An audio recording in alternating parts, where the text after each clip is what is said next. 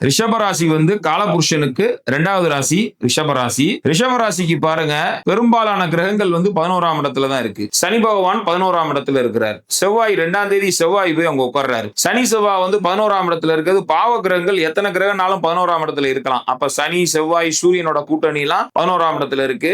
11ஆம் இடத்துல தான் புதனும் போய் உட்கார்றாரு. அப்ப லாபஸ்தானம் அதிகமான பலத்துல இருக்கு. சரிங்களா? சோ லாபஸ்தானம் அதிக பலத்தோட இந்த மாசம் இருக்கிறதுனால ரிஷபராசிக்காரர்களுக்கு லாபகரமான ஒரு நல்ல மாசம்.